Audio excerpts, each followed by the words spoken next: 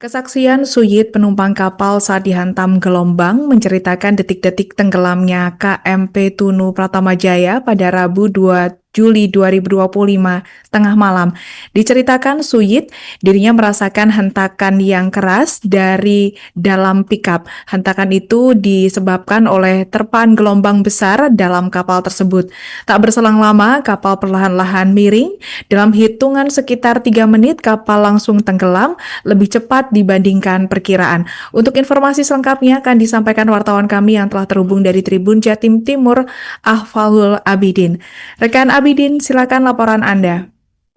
Oke, baik, terima kasih Anda. Jadi bisa saya sampaikan bahwa tenggelamnya KMP Tunu Pratamajaya di Selat Bali pada Rabu 2 Juli 2025 tengah malam mengakibatkan setidaknya 6 orang meninggal dunia dan ada juga 29 korban selamat. Saat ini hingga hari ini, hari Jumat, masih ada 30 korban lain yang masih dalam pencarian. Salah satu korban selamat dalam kejadian tersebut adalah Suyit yang merupakan seorang supir pickup yang berasal dari Kabupaten Jember.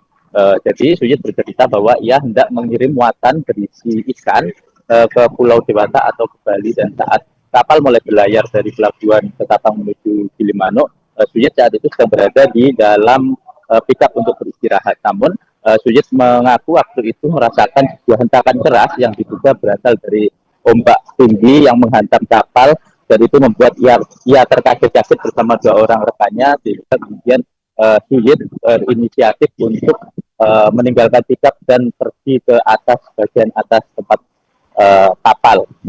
Namun saat itu sebenarnya Suyit sedang berupaya untuk mencari jaket pelampung, namun karena waktu yang begitu cepat proses terjadinya kapal tenggelam, sehingga akhirnya Suyit tidak sempat untuk mengambil jaket pelampung. Dia pun akhirnya melompat dari kapal ketika kapal waktu itu mulai miring dan akhirnya berangsur pelan-pelan tenggelam ditelan oleh lautan. Dan Suyit menceritakan waktu itu proses kapal tenggelam hanya sekitar 3 menit hingga akhirnya semua bagian kapal hilang di perairan Selat Jawa itu. Dan saat itu Suyit mengaku memang karena tengah malam kondisi gelap gulita dan dia tidak bisa menyaksikan kondisi di sekitar mana daratan mana lautan, sehingga ia bersama beberapa orang lain yang saat itu juga melompat hanya berupaya untuk berenang menuju arah yang sesuai dengan feeling saja selama beberapa jam, hingga akhirnya Suyit ditemukan oleh tim pencari yang saat itu membawa kapal karet,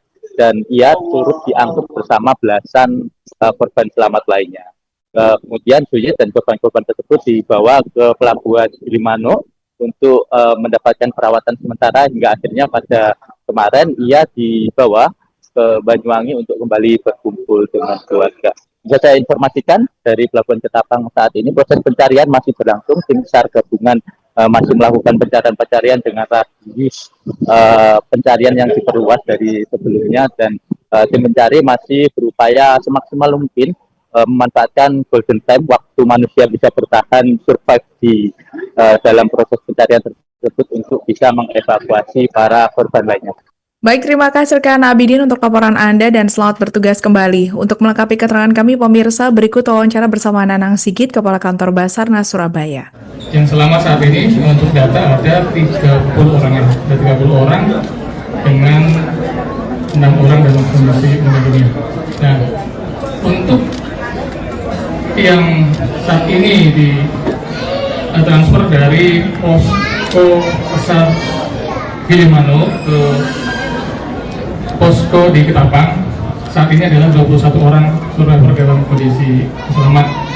Tadi sudah dilaksanakan cek kesehatan, alhamdulillah semua dalam kondisi sehat, tidak bermasalah apa.